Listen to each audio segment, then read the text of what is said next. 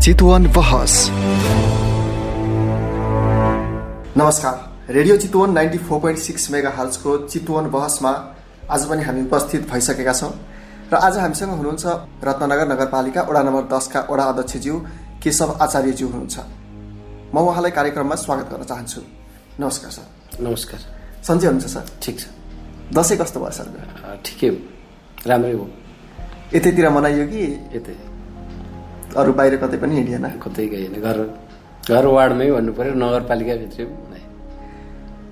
वडामा केही विशेष कार्यक्रमहरू आयोजना भए? दसैँ विशेष केही? दसैँ विशेष भन्नाले त्यस्तो त अलि कोभिडको कारणले मान्छेहरू खास बाहिर ननिस्केको अवस्थामा 2-3 ठाउँमा पिङहरू राखे, सामूहिक रूपले सार्वजनिक जग्गाहरूमा, यही वडा कार्यालय अगाडि एक ठाउँमा, स्कुलमा, उता टिकौल चौरमा पिङहरू राख्ने संस्कृति जोगाउने कामहरू भए। त्यही माथि योपल्टको दसैँमा पानी झरीले पनि खुब दुःख दियो। यहाँ पनि किसानहरूलाई असर त पर्यो होला, धान पनि काट्ने बेला भएको थियो। राम्रै असर परेको छ। जो अलि हाम्रो वडा नम्बर 10 विशेष गरी आवासीय क्षेत्र भएको छ, तैपनि यहाँ पनि किसानहरू अझ विशेष गरी भन्नुपर्दा पशुपालक किसानहरू बढी छन्।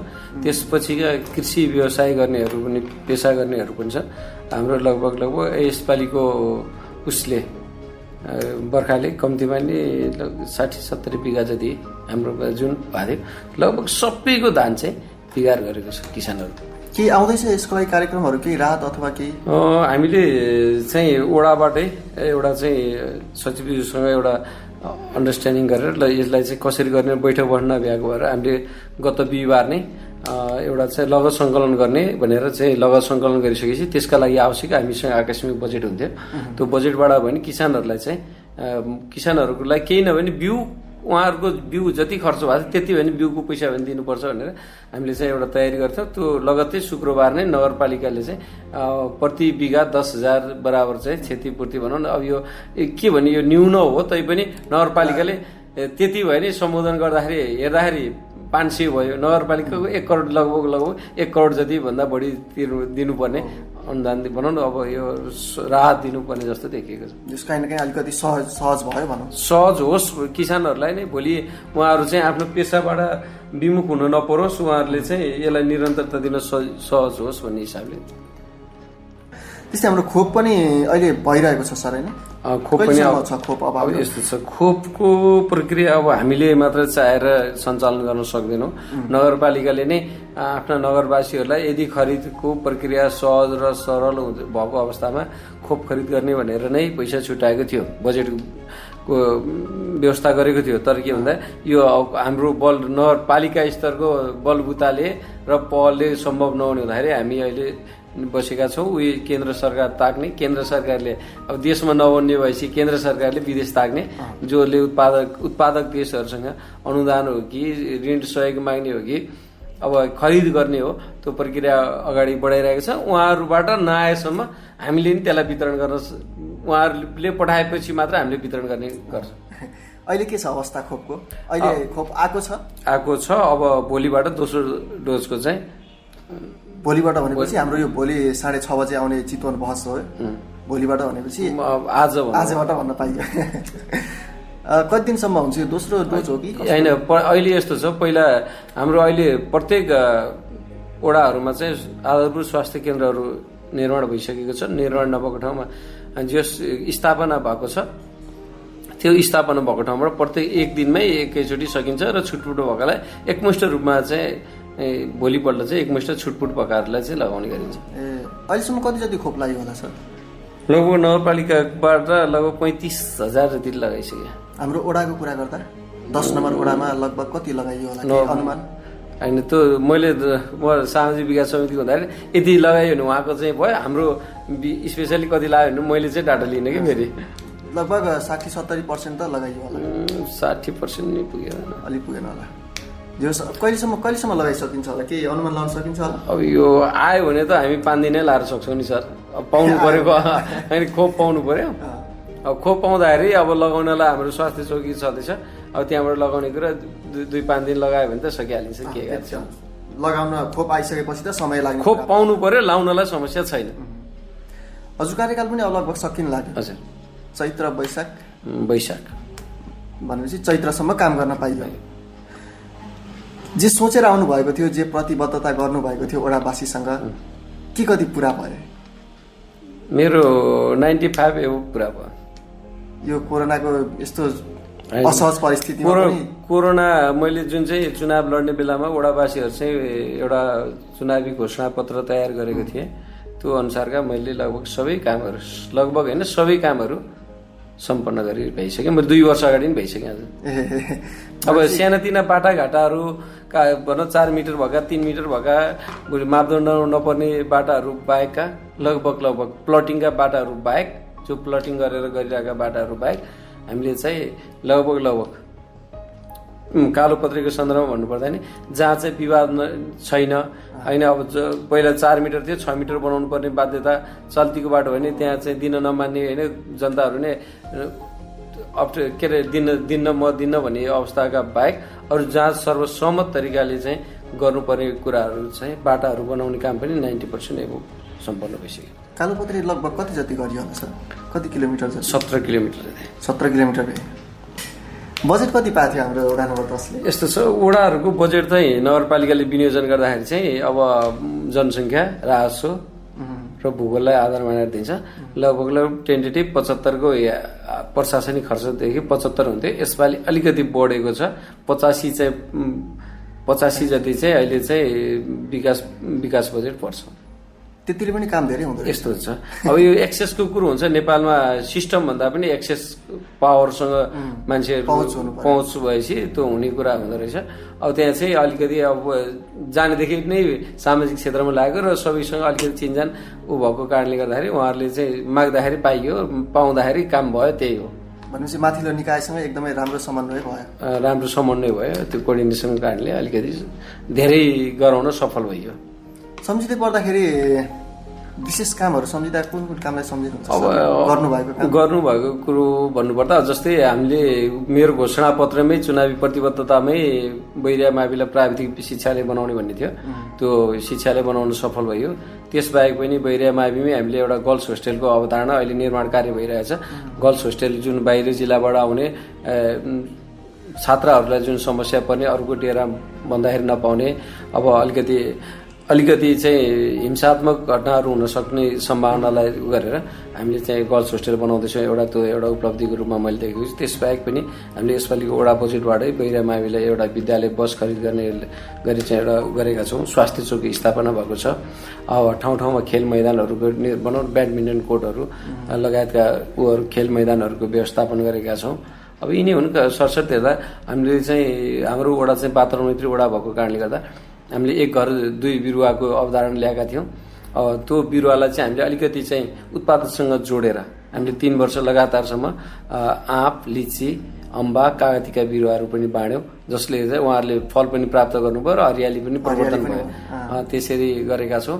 अब अरू सरसर्ती हेर्नुपर्दा वातावरण सम्बन्धी वडा भएको भएर अलिक फोहोर मैला व्यवस्थापनमा अब नगरपालिकाले गर्ने र अलि हरियाली प्रबन्धनका लागि चाहिँ हामीले चाहिँ गमला स्ट्यान्डहरू अनि रिङहरू अनि यस्ता कुराहरूलाई चाहिँ अलिकति फोकस हामीले प्रत्येक वर्ष अरू वडामा नभए नि हाम्रो वातावरण मैत्री वडा भएको भएर हामीले 1 लाख, 1.5 लाख, 2 लाख रुपियाँ, 3 लाख रुपियाँसम्म वातावरणसँग सम्बन्धित रहेर चाहिँ हामीले चाहिँ खर्च गर्छौँ। त्यो मात्र नभइकन हामीले अझ के छ भन्दा आजका बच्चा भोलि भविष्यका हुन् है, उनीहरूलाई सिकाउनु पर्छ नि।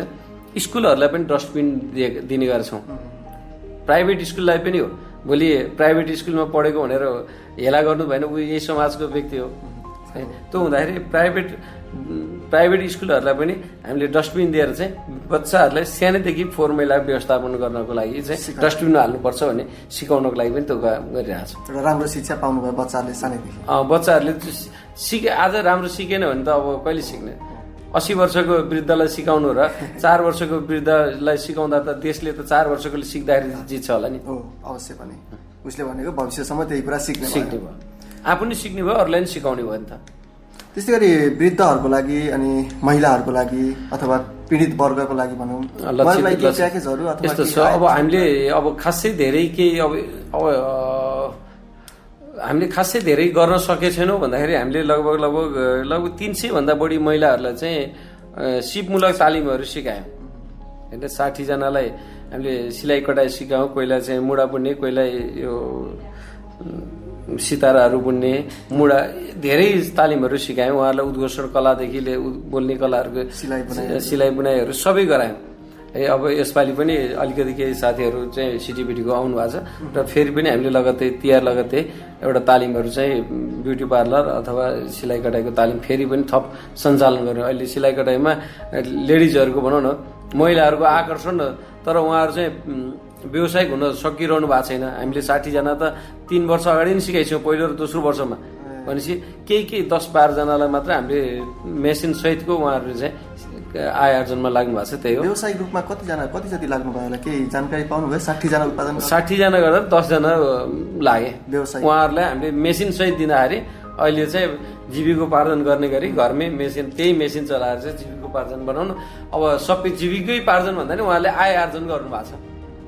यसको सूचना पाउनलाई गाह्रो हुन्छ भन्ने पनि सुनिन्छ नि, जस्तै सिपमूलक तालिम केही आयो वडामा तर हामीले थाहै पाएनौँ भन्ने खालको गुनासोहरू, अनि लक्षित वर्गले पनि नपाएको हो कि भन्ने गुनासोहरू पनि सुनिँदो रहेछ। त्यस्तो छैन।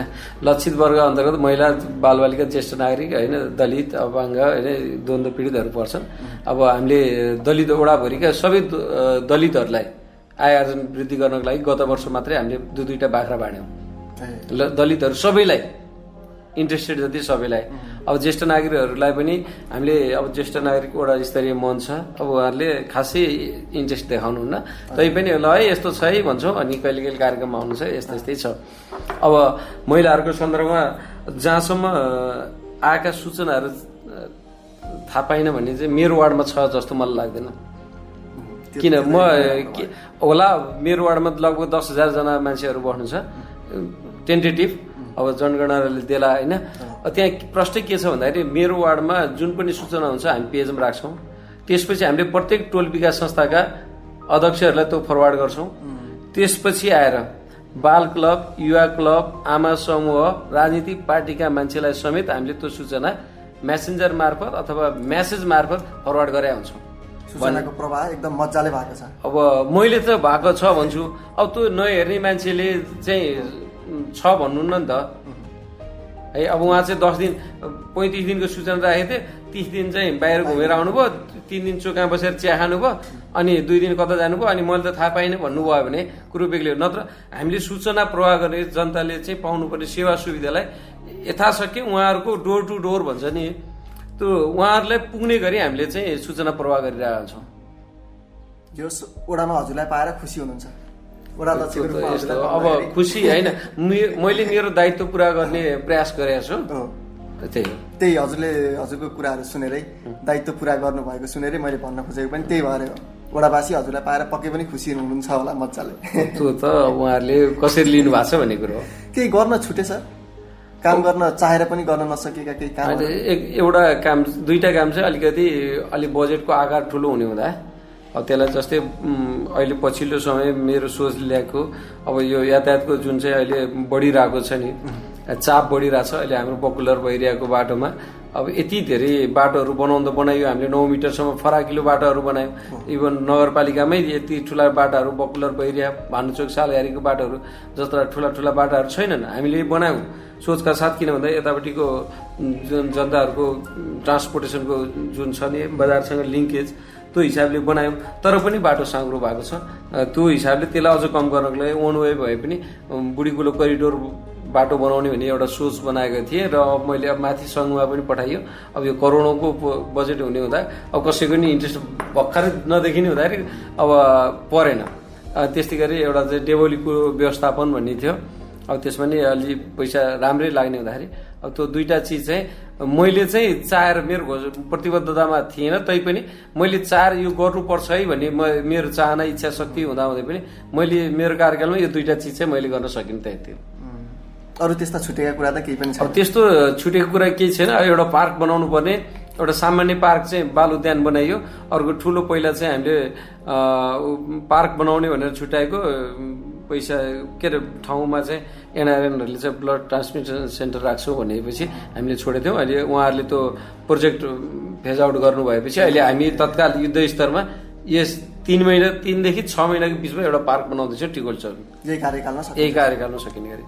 जस्तो कालोपत्रे बनाउँदाखेरि वडावासीबाट केही विरोधका कुराहरू पनि आउँछन्? यस्तो छ। अब कस्तो छ भने मैले अघि तपाईँलाई भने नक्सामा 6 मिटरको बाटो हुँदा केही समस्या भएन। पहिला हिजो चाहिँ कुनै बेला हाम्रो बुवा हजुरबाहरूको पालामा 2 मिटरबाट एउटा गोरेटो भन्नु एउटा आलीबाट हिँडेर बाटो थियो भने त्यसलाई बढाउँदा 2 को 4 भयो। अब त्यो कस्तो भने आवासीय क्षेत्र भएको कारणले गर्दाखेरि घरहरू बढ्दै गए। कहिले अगाडि घर बनाइसके, 10 वर्ष अगाडि बनाउँदाखेरि 4 मिटर मात्र मापदण्ड थियो, भूकम्पपछि 6 मिटर भयो भन्दाखेरि 1 मिटर उहाँहरूले 2 मिटर सेटब्याक छोड्नु भयो त्यो बेलामा भने। अब अहिले बढेर त 3 मिटर छोड्नु पर्दा उहाँको घर पर्ने भयो। त्यस्ता समस्याहरू चाहिँ हामी कहाँ अलि प्रशस्त अन्य वार्डमा भन्दा हामी कहाँ बढी छन्। त्यसलाई मिलाएर लान त सकिन्छ। अब घर भत्काउन सकिँदैन। अब पर्खालसम्म भत्काएर पनि बनाइएको छ बाटो चाहिँ। घर भत्काउँदा सरकारले त्यसलाई क्षतिपूर्ति दिएर सकिँदैन। यत्रो राष्ट्रिय राजमार्गमा त क्षतिपूर्ति दिन सकेन सरकारले। यसमा कालोपत्री गर्दाखेरि 80-20 कि कति छ?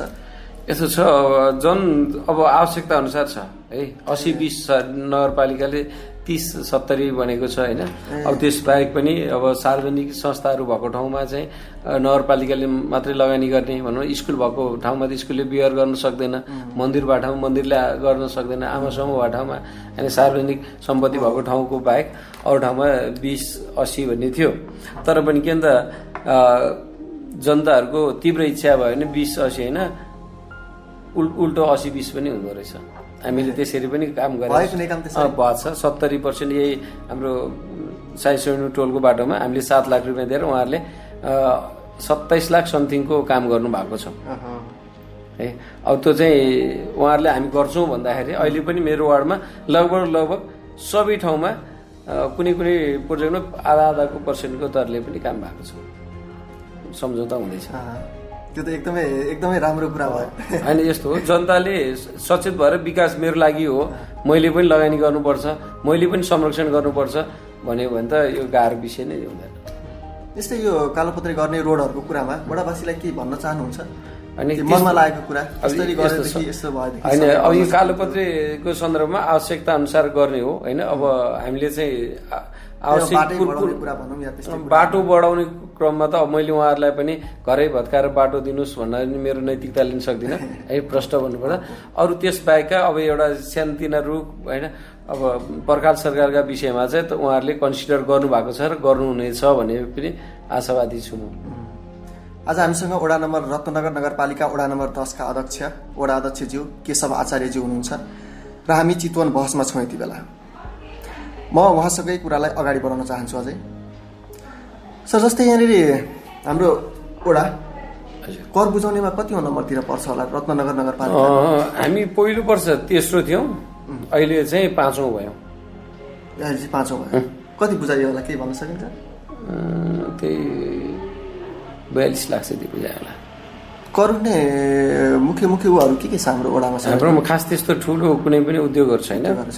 2 वर्ष हामीले चाहिँ होर्डिङ बोर्ड चाहिँ यो अलिकति नगरपालिकाको टेन्डरको विषयमा ठेकेदारले तलमाथि गर्दा एउटा हामीले मेगा ब्याङ्कको त्यहाँ भनौँ न मेगा ब्याङ्क एउटा कुनै उसँग चाहिँ एडभर्टिजमेन्ट कम्पनीसँग चाहिँ सम्झौता गरेको थियो। त्यो हुँदाखेरि 2 लाख 1,80,000 उठाएर अलिकति हाई भयो। नत्र त तपाईँको 300-500 कट्ठाको चाहिँ कर उठाएर त धेरै पुर्याउन गाह्रो छ। हाम्रो घरधुरी अलि सङ्ख्या बढी भएको कारणले पनि पैसा उठ्ने बढी छ।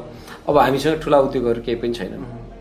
उद्योग भनेको एउटा युनाइटेड बेभरेज छ, त्यो पनि बन्द अवस्थामा छ है। उहाँहरूले नै हामीलाई छुट दिनु पर्यो, बन्द छ भनिरहनु भएको छ होइन।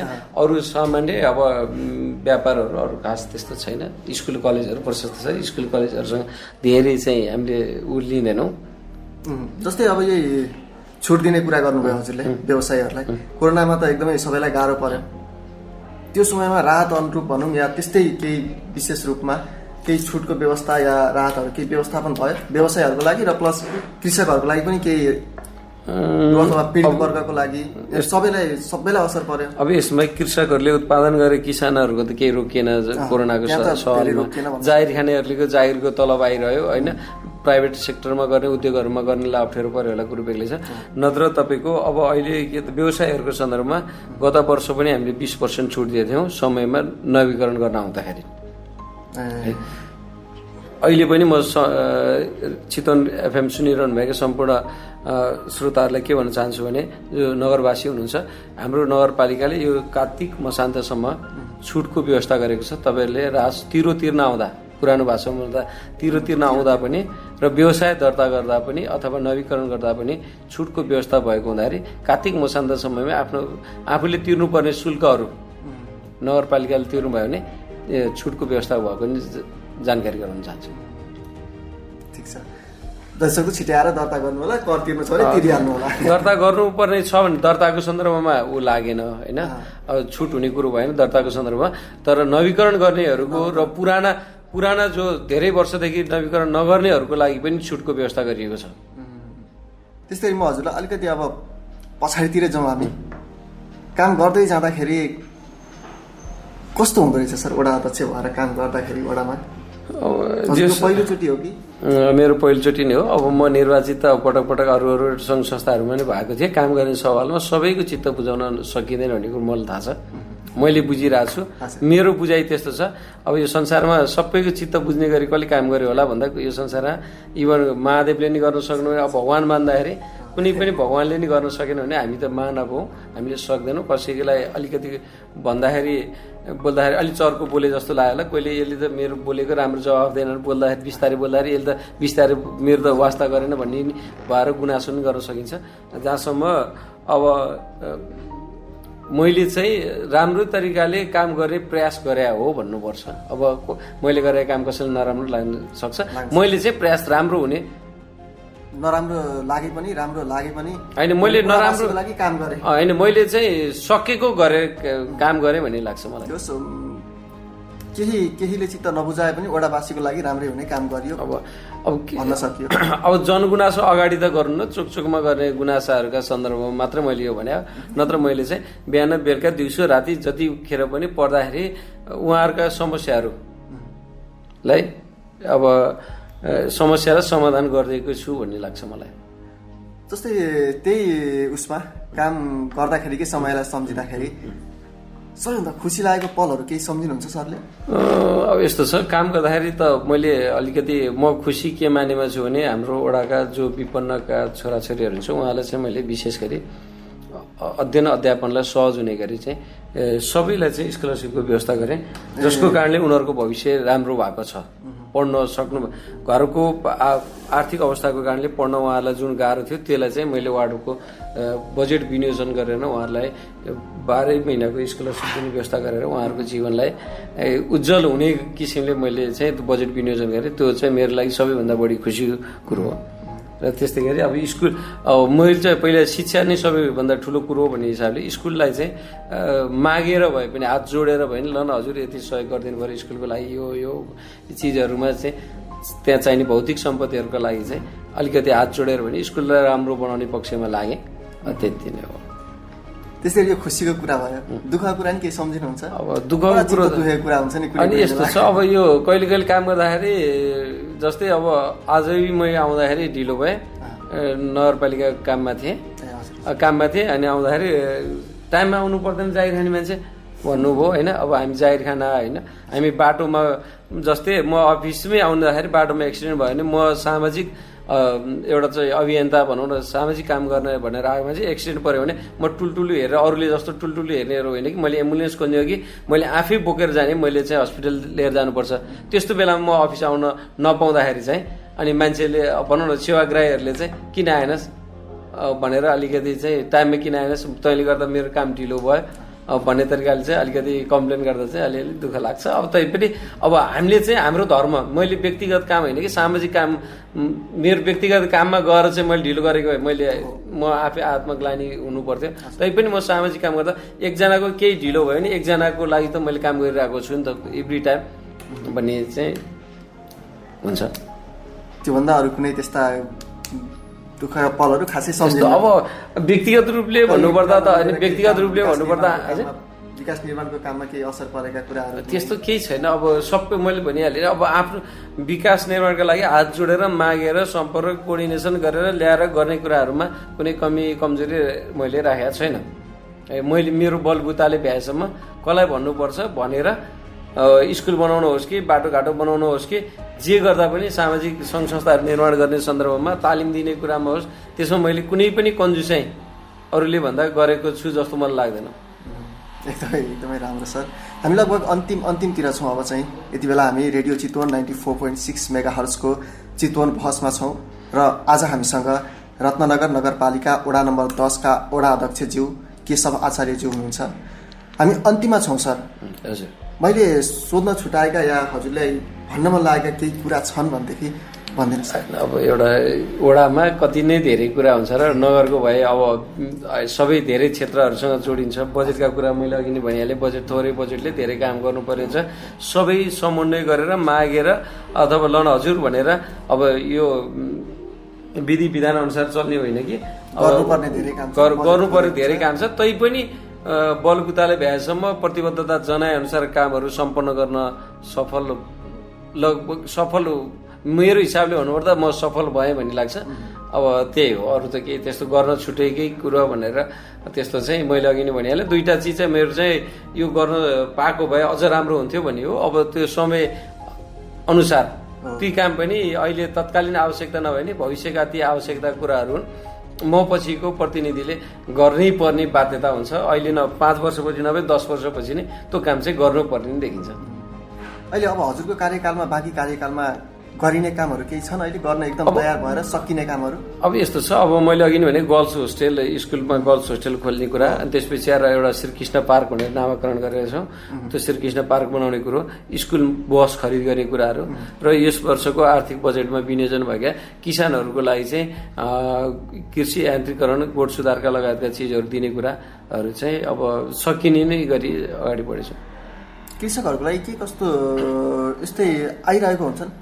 यस्तो हुन्छ, हाम्रो सुविधाहरू आउने भन्दा नि अनुदानहरू त हुन्छ होइन। अब यसमा के हुन्छ भने एउटा वार्डले व्यवस्था गरेको हुन्छ, एउटा नगरपालिकाले व्यवस्था गरेको हुन्छ, सङ्घले के अरे प्रदेशले सङ्घले दिनेहरू हुन्छ, सङ्घ प्रदेशले दिने ठुला ठुला योजनाहरू हुन्छ भने हामीले दिने भनेको अब कसै किसान थियो बिचरा 2-3टा मात्र गाई पाल्छ, त्यसैले जीविकोपार्जन गर्छ, अब टिनबाट पानी चुहिएछ फेर्न सक्ने अवस्था छैन, अथवा गोठ भत्केको छ उसको पशु चाहिँ त्यही गोठमा चिप्लेर खुट्टा भाँचिएर झन् ऊ अप्ठ्यारो नपर्ने छ भने उहाँहरूलाई सामान्य टिन छाउन टिन दिने अथवा तल सिमेन्ट अथवा गिटी बालुवा दिएर उहाँहरूलाई चाहिँ सामान्य मर्मतको लागि व्यवस्थापन गरिदिने, अथवा केही न केहीको थियो अथवा झाप्रो थियो त्यसलाई चाहिँ व्यवस्थित गर्नको लागि पिल्लर दिने, टिन दिने, त्यस्ता कामहरू गोठ सुधार काम गर्छौँ। त्यसबाहेक अलि राम्रो तरिकाले गोठ सुधार राम्ररी सुधार भएको तर त्यहाँ बस्दा गर्नेलाई काउम्याटहरू, गाईहरूको खुट्टा सुनिने सम्बन्धी समस्या आउने हुँदा काउम्याटहरू दिने गर्छौँ। अब त्यसबाहेक पनि अलिक ठुला फर्महरूलाई चाहिँ अलि यान्त्रिकरण भनौँ न, कृषक यान्त्रिकरण अन्तर्गत हामीले अलिकति कोही म घरमै दाना बनाउँछु भने दाना बनाउने मेसिन दिने, कोहीलाई घाँस काट्ने चाहिँ घाँस कटर दिने, कोहीलाई चाहिँ घाँस काट्ने टुक्राउने चाहिँ चाप कटरहरू दिने, कोहीले चाहिँ मेरो गोबर चाहिँ टाढा फाल्नुपर्ने छ मलाई व्हिल ब्यार चाहियो भने व्हिल ब्यार दिने, ठेलागाडा दिने।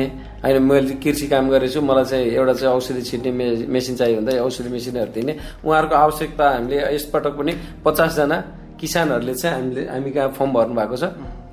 यो हामी 11 गतेबाट त्यो उहाँहरूको घर घर अनुगमन गरेपछि मात्रै, अब बजेट त हामी उहाँहरूको माग त ठुलो हुन्छ तैपनि हामीले अनुगमन गरेर टन्न पेट अगाउन नसके पनि प्रसाद दिने काम गर्छौँ हामीले।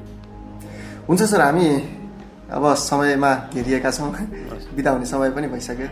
हजुरले आफ्नो व्यस्त समयमा पनि हामीलाई टाइम दिनुभयो त्यसको लागि धेरै धेरै धन्यवाद। धन्यवाद तपाईँलाई र चितवन एफएम परिवारलाई। नमस्कार सर। नमस्कार।